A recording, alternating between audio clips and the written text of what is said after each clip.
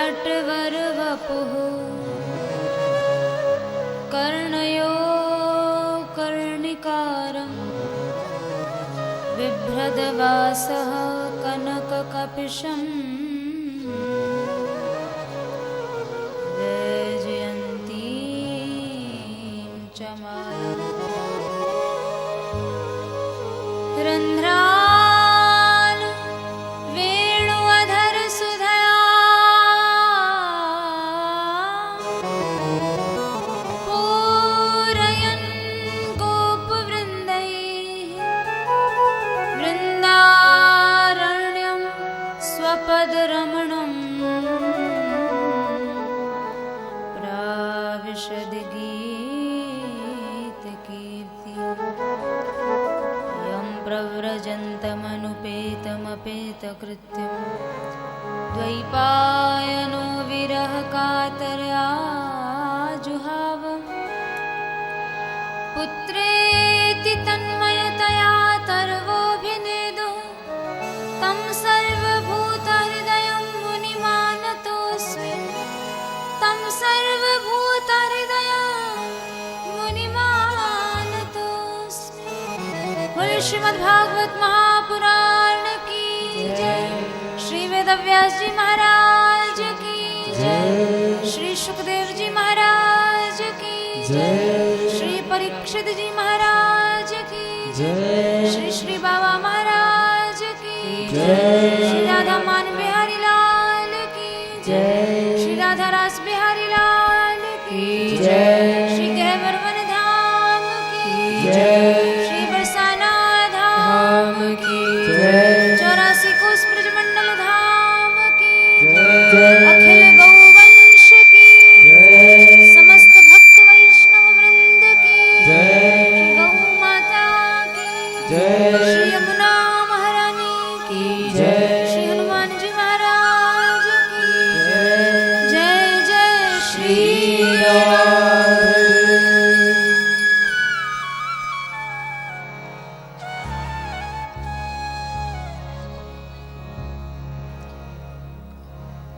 दो मिनट नाम संकीर्तन करेंगे। जय जय वृषभानु दुलारी लाडली श्री राधे। जय जय वृषभानु दुलारी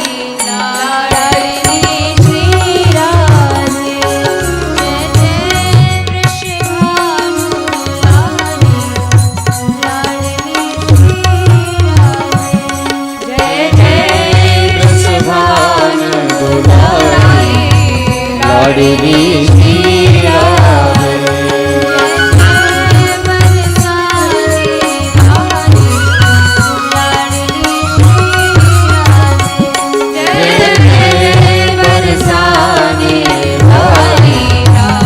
लाडली श्री राधे।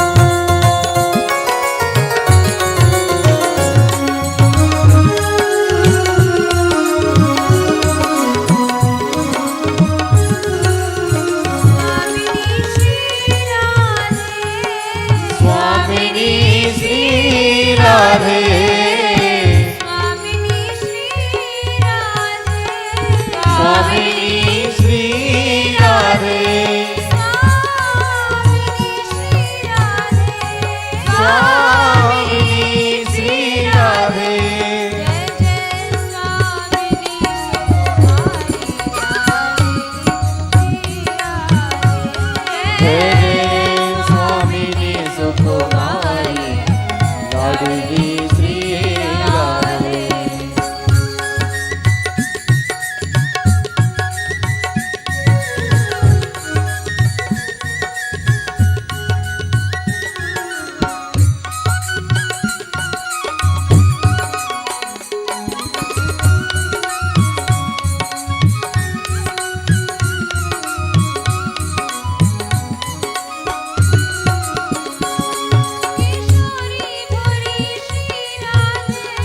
किशोरी भोरी श्री राधे। किशोरी भोरी श्री राधे। किशोरी भोरी श्री राधे।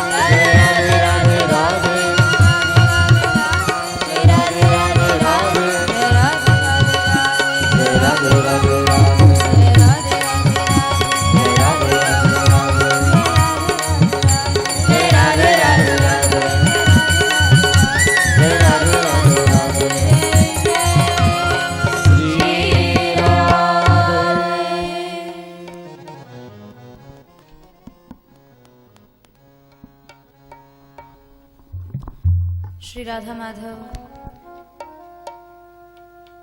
युगल सरकार के परम अनुग्रह से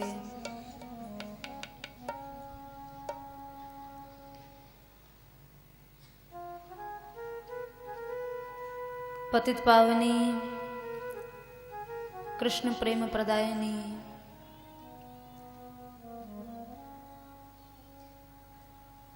श्रीमद् भागवती वार्ता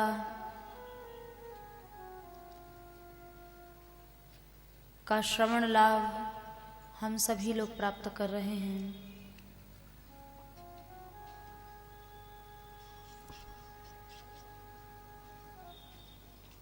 और यह एक ऐसी प्राप्ति है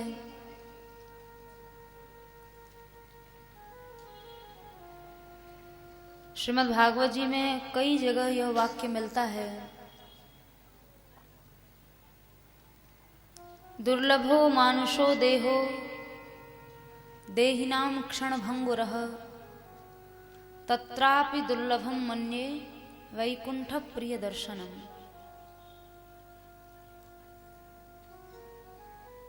सर्वाधिक दुर्लभतम यह जीवन भगवान ने हम लोगों को दिया,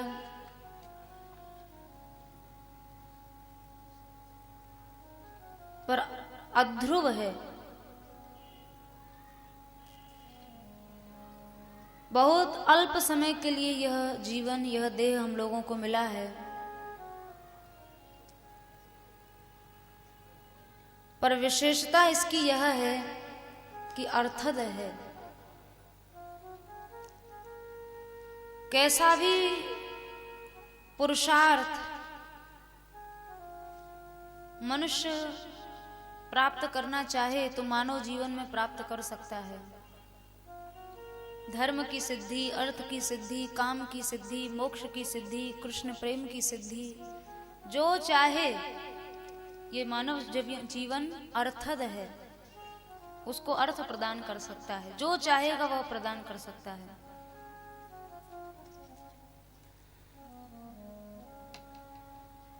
तत्रापि दुर्लभम मन्ये वैकुंठ प्रिय दर्शनम।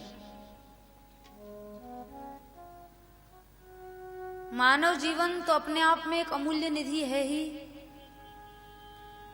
उसमें भी जो दुर्लभतम वस्तु है वह है श्री ठाकुर जी के प्रिय जनों का समागम।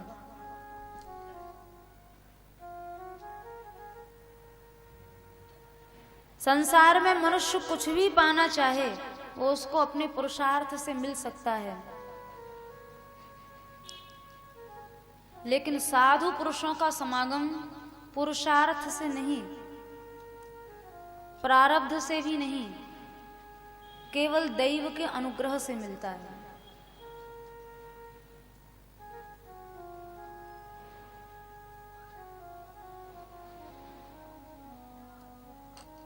इसलिए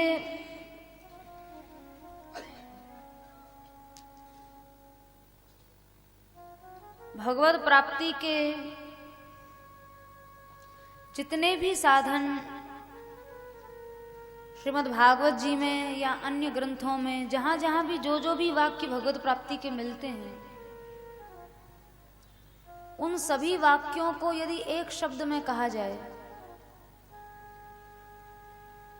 तो श्रीमद् भागवत जी में दशम स्कंध में देवताओं ने गर्भ स्तुति की है। देवकी मैया के गर्भ में श्री ठाकुर जी पधारे हैं और देवताओं ने गर्भ स्तुति करते हुए कहा है, शृण्वन् गृणन् संस्मर्यंश्च चिन्तयन् नामानि रूपाणि च मंगलानि ते क्रियासु यस्त्वच्चरणारविन्दयो आविष्ट चेता न भवाय कल्पते। श्रवण जो निरंतर सुन रहे हैं, गृणन जो कह रहे हैं, संस्मरण जो स्मरण कर रहे हैं, और चिंतन जो चिंतन कर रहे हैं। स्मरण और चिंतन में थोड़ा सा सूक्ष्म अंतर है। चिंतन के लिए मनुष्य को यत्नशील होना पड़ता है, पर स्मरण के लिए यत्नशील नहीं होना पड़ता। जैसे किसी ने आपको कहा आपका नाम क्या है, तो आपको सोचना नहीं पड़ेगा, वह स्मरण है। बिना मन के सहयोग के इसमें बहुत अधिक मन का व्यापार करने की आवश्यकता नहीं। किसी ने पूछा नाम क्या है, तो सहज स्मृति बनी हुई है, हमारा नाम अमुक है। और कोई पूछ ले अमुक देश के शिक्षा मंत्री का नाम क्या है, तो आदमी तुरंत नहीं बता सकता, उसके लिए उसको थोड़ा सा चिंतन करना पड़ेगा। तो स्मरण और चिंतन में अंतर है। चिंतन में मन को लगाना पड़ेगा, पर स्मरण माने सहज मन की वृत्ति जो बन गई है। श्रवण और कीर्तन के बाद इसलिए स्मरण को रखा। बारंबार किसी वस्तु को आप सुनिए, बारंबार किसी चीज की आप चर्चा करिए, तो आपको उसको याद रखने की आवश्यकता नहीं पड़ेगी। वो चीज स्मृति बनकर अपने आप चित्त में बैठ जाएगी। ये स्मरण है। तो भगवत लीला, भगवत गुण कथा को जो श्रवण सुन रहे हैं, गणन कह रहे हैं, स्मरण कर रहे हैं, चिंतन उसका चिंतन कर रहे हैं। नामानि रूपाणि च मंगलानि ते, श्री भगवान के मंगल में नामों का, भगवान के मंगल में रूप का कैसे अभीक्षणशः निरंतर कर रहे हैं। निरंतर कोई कैसे करेगा? अरे 2 घंटे हो जाए, 4 घंटे हो जाए, 6 घंटे हो जाए, यह तो ठीक है। निरंतर कैसे संभव है? यही भक्ति मार्ग की विशेषता है और यही भक्ति मार्ग की सहजता है। निरंतर ज्ञानार्जन नहीं हो सकता है, निरंतर कर्म का आश्रय नहीं हो सकता है, पर निरंतर भक्ति का आश्रय हो सकता है।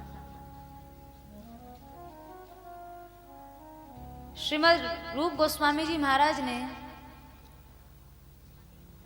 भक्ति के 64 अंग रखे। प्रहलाद जी ने भक्ति के 9 अंग रखे। श्रीमद् भागवत के टीकाकारों ने भक्ति के 81 अंग रखे। भक्ति मार्ग में इतनी विविधता, इतने प्रकार भक्ति मार्ग को सरल बनाने के लिए ही रखे गए हैं। जो सर्वत्र सर्वदा सभी देशकाल वस्तु परिस्थिति में सर्वदा जो संभव है वह मार्ग भक्ति मार्ग है। श्री रूप गोस्वामी जी महाराज ने जो भक्ति के 64 अंग कहे हैं उनमें इतने सरल सरल भक्ति के अंग कहे हैं जहां कोई श्रम करना नहीं, जहां कोई सोचना विचारना नहीं। श्री ठाकुर जी के सन्मुख बैठना भक्ति बन गई, भक्तों का दर्शन भक्ति बन गई। भगवत ठाकुर जी कोई भी आप प्रसाद ले रहे हैं, श्री ठाकुर जी को निवेदित करके पा लिया, वो भक्ति बन गई।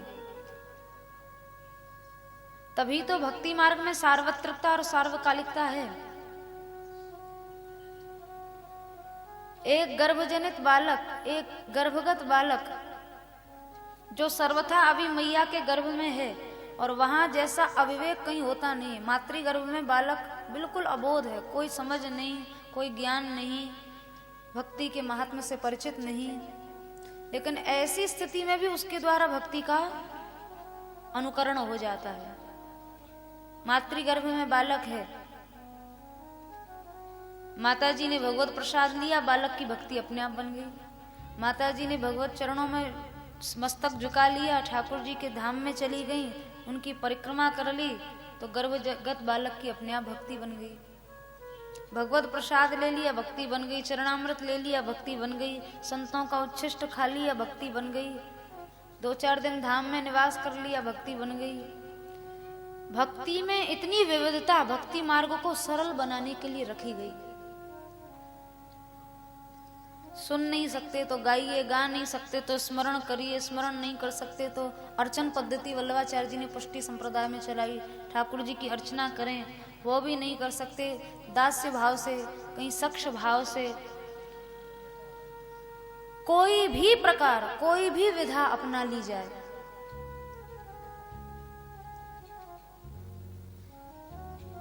श्रृण्वन गृणन संस्मर्यंश चिंतयन नामानि रूपाणि च मंगलानि ते क्रियासु। देवता कह रहे हैं, हे प्रभु, जो अपनी सामान्य क्रियाओं को करते हुए भी आपको कभी भूले नहीं हैं। भक्तमाल ग्रंथ उठाकर देखें, ऐसे ऐसे भक्त चरित्र सामने आते हैं जहां भक्ति इतनी परिपक्व अवस्था पर पहुंच गई कि क्रियासु, सामान्य से सामान्य क्रिया भी भक्ति बन गई। जब भक्ति में प्रगाढ़ता आएगी तो भक्ति के लिए विशेष किसी आचरण को नहीं करना पड़ेगा, आप जो भी कुछ कर रहे हैं वही भक्ति बन जाएगा। महाराज आस्करण जी युद्ध में जा रहे हैं, युद्ध से लौटते समय विलंब हो रहा है। हृदय में भाव हुआ, श्री ठाकुर जी को जब तक घर पहुंचेंगे भोग लगाते लगाते बहुत विलंब हो जाएगा, क्या किया जाए। तो घोड़े पर बैठे बैठे ही मानसी सेवा में डूब गए। श्री ठाकुर जी के आगे कढ़ी की हांडी लेकर पहुंचे, उसी समय घोड़ा बिदका और कढ़ी की हांडी हाथ से गिर गई। नेत्र खोले तो सारे वस्त्रों पर कढ़ी फैली हुई थी। अगल बगल के मंत्री संतरी सब पूछ रहे हैं, महाराज ये युद्ध के मैदान में कढ़ी कहां से आ गई, अब किसको कहें, क्या कहें और कौन समझेगा। क्रियासु, सामान्य सी क्रिया कर रहे हैं, युद्ध करने गए हैं, लेकिन वहां भी एक क्षण के लिए भक्ति योग में कुंठा नहीं आती है, भक्ति योग में रुकावट नहीं आती है। सामान्य से सामान्य क्रिया भी भक्ति योग बन जाएगी, सामान्य क्रिया। यही भक्ति मार्ग की विशेषता है। क्रियासु यस्त्वच्चरणारविंदयोः जो अपनी सामान्य से सामान्य क्रियाओं में भी अखंड श्री ठाकुर जी के चरण कमलों के स्मरण में लगे हुए हैं। अब ऐसे उन जनों को अलग से मंदिर जाने की आवश्यकता रह जाएगी, अलग से तीर्थों में तीर्थ सेवन की आवश्यकता रह जाएगी? कोई आवश्यकता नहीं। जैसे गोपियों का जीवन था,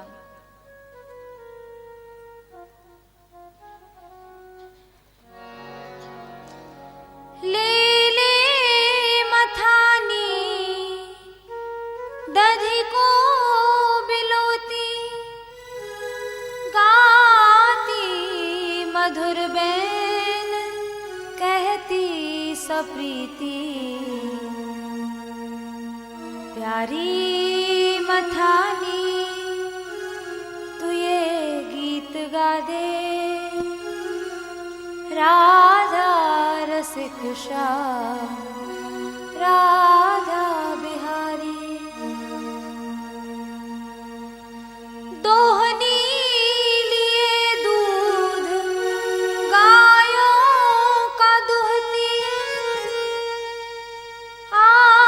दूध पी ले कन्हैया ये कहती,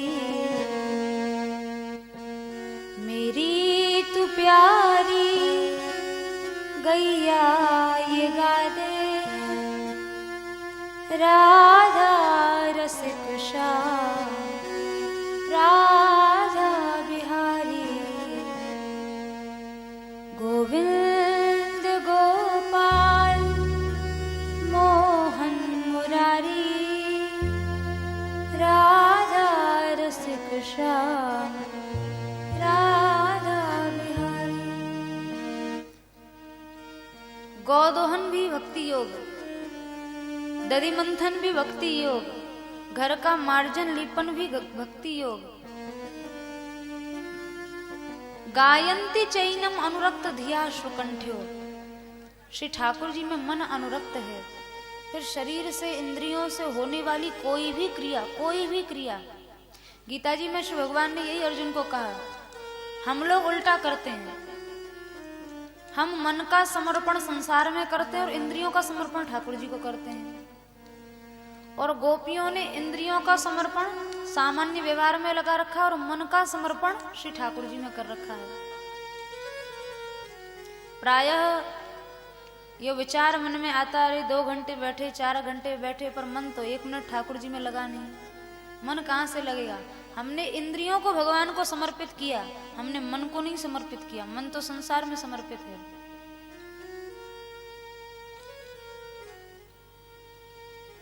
गोपियों के भक्ति योग की यही विशेषता थी, यही विशेषता।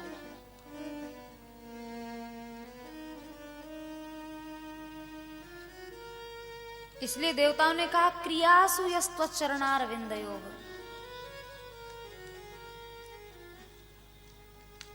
श्रवण और कीर्तन का हमें जीवन में कितना लाभ मिला है, इसको जानने के लिए हम अपने स्मरण पर ध्यान दें। हमें अधिकाधिक स्मृति जिसकी होती है, इसका मतलब उसी का श्रवण, उसी की चर्चा अभी तक हमने ज्यादा की है। जब तक संसार को सुनेंगे, संसार की चर्चा करेंगे, तो स्मृति भी संसार की रहेगी। और जब संसार की अपेक्षा भगवत कथा श्रवण और भगवान नाम कीर्तन, भगवत चर्चा ज्यादा होगी, तो स्मृति संसार की अपेक्षा भगवान की स्वतः अधिक होगी। हम अपनी स्मृति से अपने श्रवण और कीर्तन की सार्थकता को समझ सकते हैं। हमारा श्रवण सफल है कि नहीं, हमारा कीर्तन ठीक ठाक है कि नहीं, इसका एक ही मापदंड है, हमारी स्मृति कहाँ है। ये श्रवण और कीर्तन का परिचायक है।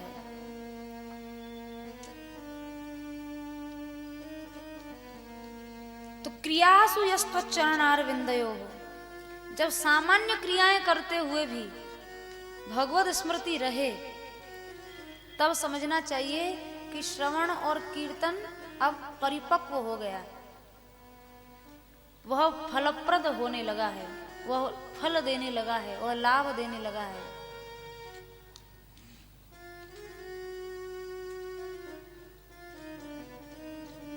इसलिए अधिकाधिक श्रवण और अधिकाधिक चर्चा।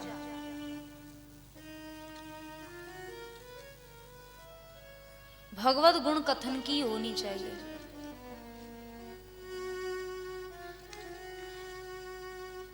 मीराबाई ने कहा, ऐसा श्रवण हो, ऐसा कीर्तन हो, या तन को मैं करूं किंगरी, रसना नाम रटूंगी। शरीर का रोम रोम रोम रोम रोम रोम से श्रवण और चर्चा होने लग जाएगा।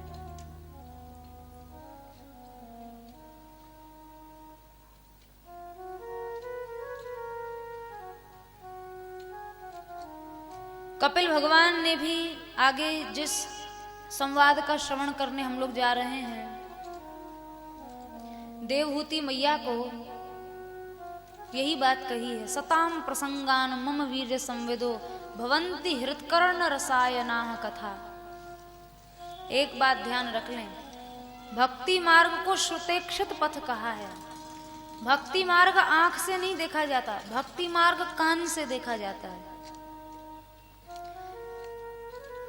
इसलिए प्रायः जो लोग प्रत्यक्षवादिता की हठ में पड़े रहते हैं, उनके बस की नहीं होता भक्ति मार्ग समझना। जो देखा हम वही मानेंगे। अरे भक्ति मार्ग ऐसा नहीं है। भक्ति मार्ग में कान से देखना है, श्रुतेक्षत पथ। श्रुत माने श्रवण और इच्छा दृष्टि, कान ही देखने का काम करेगा भक्ति मार्ग में। अब प्रारंभ में ऐसी अवस्था तो है नहीं, गोपाल जी सामने आकर लीला करें, गोद में बैठ के क्रीड़ा करें, ऐसी अवस्था तो है नहीं। लेकिन जिनकी ऐसी अवस्था हुई है, उनके विषय में सुनकर तो विश्वास किया जा सकता है। श्रवण से देखो भक्ति मार्ग में, कान से देखो।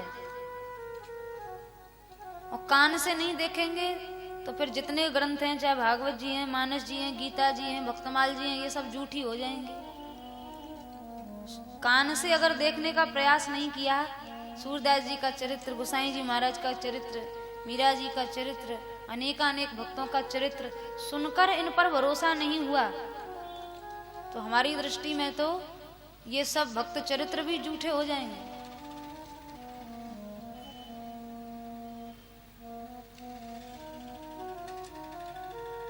पर श्रद्धानुरूपम फल हेतुकत्वात्, श्रवण के साथ साथ एक बात और कपिल भगवान ने कही, श्रद्धा के अनुरूप ही लाभ होगा।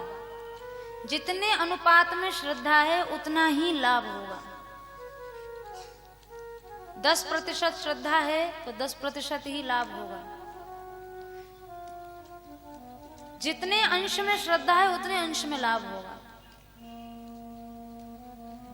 इसलिए इन सब दिव्य कथानकों को, इन सब सिद्धांतों को पूर्ण श्रद्धा के साथ सुनना चाहिए, पूर्ण श्रद्धा के साथ।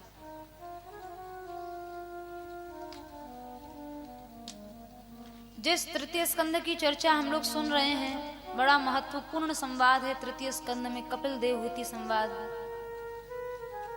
कल मैत्रेय जी और विदुर जी का संवाद शुरू हुआ था। विदुर जी ने जिज्ञासा की है, भगवान कैसे सृष्टि बनाते, पालन करते और बढ़ाते हैं। तब इस पर मैत्रेय जी ने संपूर्ण सृष्टि क्रम विदुर जी को समझाया है। भगवत प्रेरणा से ब्रह्मा जी ने 10 प्रकार की सृष्टि बनाई। सृष्टि का विस्तार नहीं हो सका, सनकादिक मुनि को उत्पन्न किया। ये भी निवृत्ति धर्म के महापुरुष हुए। तब इसके बाद ब्रह्मा जी ने मन से सृष्टि बनाना आरंभ किया, मानसी सृष्टि बनाई, तो भी सृष्टि बढ़ी नहीं।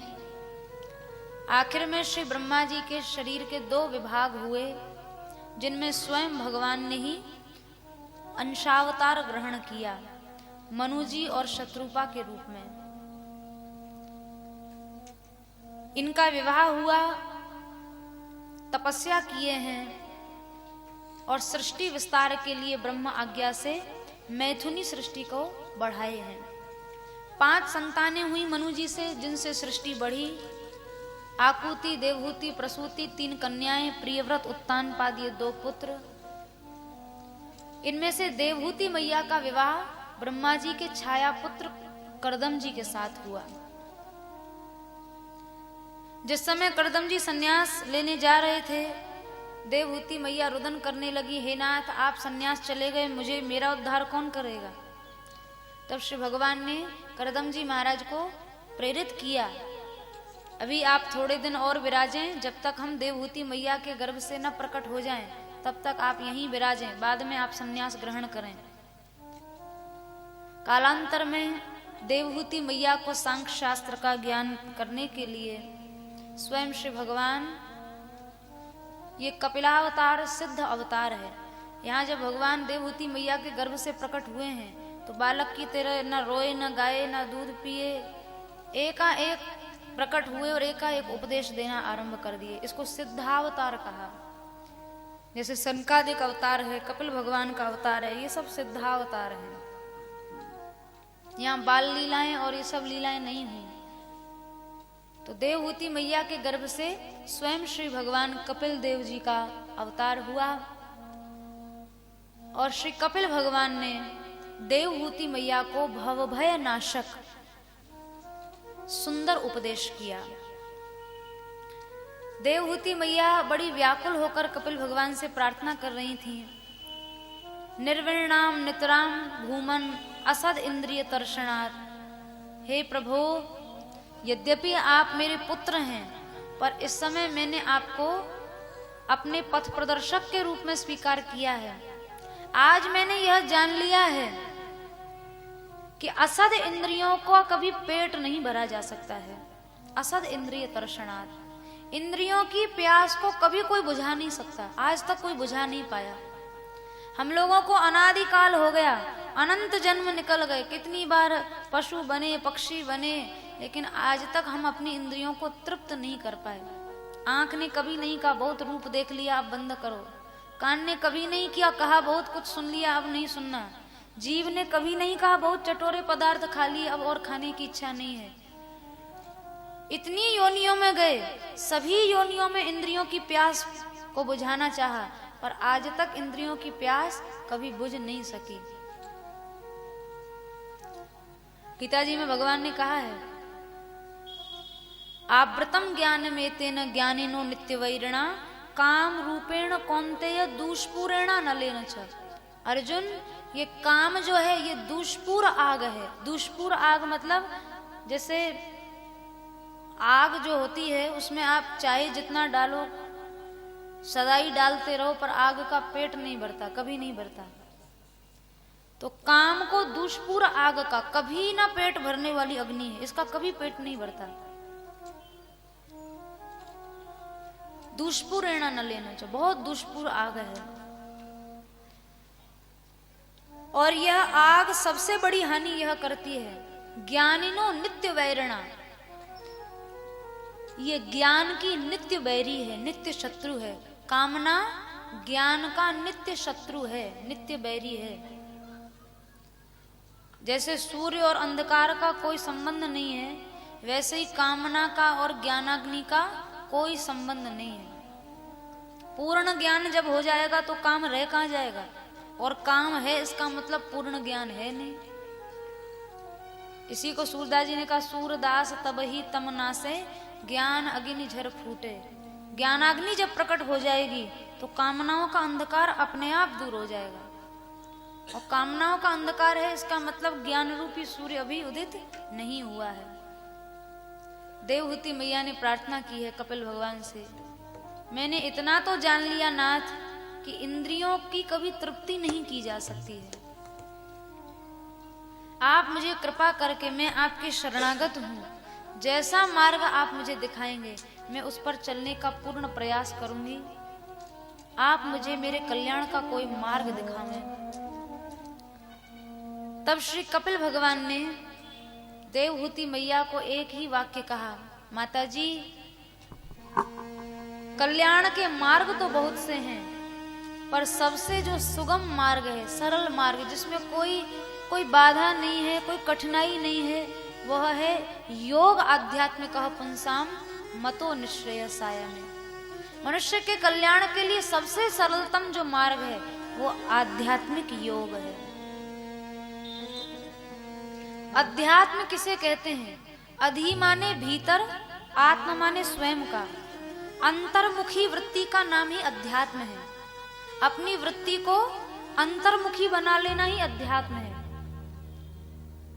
आत्मनिरीक्षण ही अध्यात्म है। अपनी स्थिति को पहचान पाना ही अध्यात्म है। हमारी वृत्तियां बहिर्मुख होती हैं। हम दुनिया तो देख सकते हैं पर हम स्वयं को नहीं देख पाते। इस वृत्ति को आसुरी वृत्ति कहा। हिरण्यकश्यपु जिस समय भगवान ने हिरण्याक्ष का वध किया है, वाराह भगवान ने, तो हिरण्यकश्यपु अपने भैया का बदला लेने के लिए, भगवान को मारने के लिए वैकुंठ तक पहुंच गया। इतनी तपस्या उसने की थी कि भगवत धामों में भी कोई उसको रोक नहीं सकता था, निर्बाध प्रवेश था। तो वैकुंठ तक पहुंच गया। अब भगवान सोच रहे में जहां जाऊंगा, ये असुर जब वैकुंठ में आ सकता है तो अब कोई स्थान तो बचा नहीं, अब हम कहां छिपने जाएं। तो श्री ठाकुर जी ने छिपने के लिए हिरण्यकश्यपु के हृदय में प्रवेश कर गए। बोले ये असुर है, इसकी वृत्ति अंदर नहीं झांक सकती, ये बाहर तो सब जगह चला जाएगा पर ये अंदर नहीं झांक सकता। ये अंतर्मुख नहीं है, ये बहिर्मुख है। तो बहिर्मुख वृत्ति असुरों की होती है, आसुरी वृत्ति बहिर्मुख वृत्ति है। अभी हम सब लोग बहिर्मुख हैं, सभी आसुरी स्वभाव को प्राप्त हैं, असुरता को प्राप्त हैं। अंतर्मुखता भक्तों के जीवन में होती है, जहां उनकी सभी इंद्रियां, मन, बुद्धि, चित्त, अहंकार, संपूर्ण अंतःकरण सब श्री ठाकुर जी को समर्पित होता है। अभी तो हमारा न मन समर्पित है, न बुद्धि समर्पित है, न चित्त समर्पित है। अहम की सूक्ष्म वृत्तियां भी भगवान से दूर करने के लिए बनी हुई हैं। शरीर भी समर्पित नहीं है, इंद्रियां भी समर्पित नहीं है। अभी बहुत बहिर्मुखता है जीवन में, बहुत बहिर्मुखता।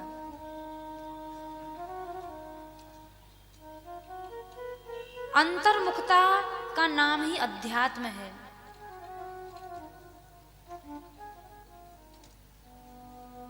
कपिल भगवान देवहूति मैया को कहे, माता जी जिस समय अंतर्मुखता जीवन में आ जाएगी तो उसका एक लक्षण है, अत्यंत उपरतिर्यत्र दुखस्य च सुखस्य च। जिस दिन अंतर्मुखता जीवन में आ जाएगी तो उस दिन द्वंद्वों से उपरामता हो जाएगी। फिर सुख का अनुभव, न दुख का अनुभव, न राग, न द्वेष, न काम, न क्रोध, ये वृत्तियां चली जाएंगी जब अंतर्मुखता आएगी। अभी सुख दुख से उपरामता कहाँ है? अभी तो सुख भी प्रसन्न कर देता है, दुख चित्त को व्यथित भी कर देता है, लोभ भी बुद्धि बिगाड़ देता है, मद भी अंधा बना देता है। अभी अंतर्मुखता बहुत दूर है, बहुत दूर। हम भले ही अपने आप को चाहे जितना बड़ा भजनानंदी समझें, भक्त समझें, कुछ भी समझें, पर अभी हम लोगों को आत्मनिरीक्षण ही नहीं आया, अंतर्मुख होना ही नहीं आया, अपने आप को जानना ही नहीं आया। जिस समय द्वंद्वों से उपरामता आ जाएगी तब समझें अब वृत्तियां अंतर्मुख होने लगी हैं। अरे जिन भक्तों के जीवन में अंतर्मुखता थी, उन भक्तों के जीवन में कभी राग द्वेष देखा गया? उनके जीवन में कभी काम क्रोध देखा गया? उनके जीवन में कभी सुख दुख उन्हें व्यथित कर पाया? उनकी वृत्तियां अंतर्मुख थी, सहज उपरामता थी, संसार से सहज उपरति थी। आखिर द्वंद्वों का अनुभव करने वाला कौन है? देवहूति मैया ने प्रश्न किया। सुख किसको व्यापता है? दुख किसको व्यापता है? काम क्रोध का अनुभव करता कौन है? तो कपिल भगवान ने कहा, माता जी यही सिद्धांत भागवत जी में एकादश स्कंद में भगवान ने उद्धव जी को भी कहा है। भिक्षुक गीत में एक भिक्षुक था, उज्जैन का ब्राह्मण था, बहुत धनी था। ऐसा काल विपरीत हुआ, सब धन धान्य छिन छान गया, दुष्ट लोग उसे सताने लगे, पीड़ित करने लगे। तो वह बैठा बैठा एक ही गीत गाता रहता। ये भागवत जी में भिक्षुक गीत के नाम से प्रसिद्ध है। नायम जनों में सुख दुख हेतु न देवतात्मा ग्रह कर्म काला। देखो मुझे सुख देने वाला न कोई ग्रह है, न कोई नक्षत्र है, न काल है, न कर्म है, न प्रारब्ध है। तो सुख दुख देने वाला है कौन? तो उस भिक्षुक ने कहा मनः परम कारण मामनंती। सबका जो मूल है वह मन है, कोई सुख दुख देने वाला नहीं है। हमारा मन ही सुख दुख की कल्पना करता है। सुख दुख कोई चीज नहीं है, ये केवल मन की कल्पना है। मन की अनुकूलता सुख बन जाती है और मन ने जो न चाहा वो प्रतिकूलता दुख बन जाती है। मन की कल्पना ही सुख दुख का कारण है। वर्षा हुई, अब किसान तो प्रसन्न हो रहा है, प्रभु बड़ी कृपा की, फसल नष्ट हुई जा रही थी, आप बड़ी कृपा की, बरस गए। और अभी जिस कुमार ने अभी अभी घड़े बनाए थे, मिट्टी के पात्र बनाए थे, वो बेचारा रोने लगा। इसी समय बरसना था और थोड़ी देर बाद बरस लेते, हमारे कम से कम ये पात्र पक जाते तब बरसते तो अच्छा रहता। अब एक ही वर्षा है, वो एक के लिए अनुकूल बनी तो सुख का कारण हो गई, और एक के लिए प्रतिकूल हुई तो वही दुख का कारण बन गई।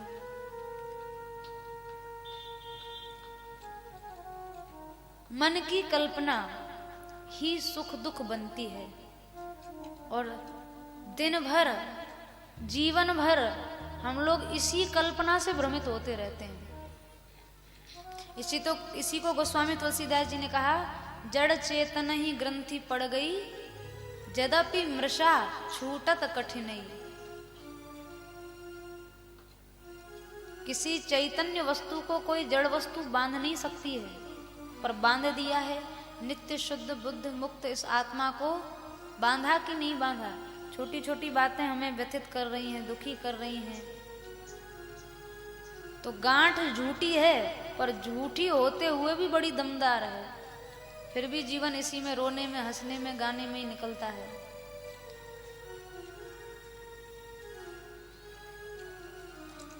तो सुख दुख जितने भी द्वंद्व हैं, इन सब के मूल में है मन।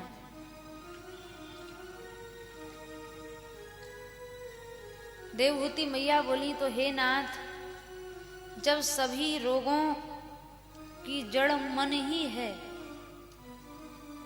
तो एक बात तो यह समझ में आती है कि जीते जी कोई मनुष्य मन से अलग तो कोई हो नहीं सकता।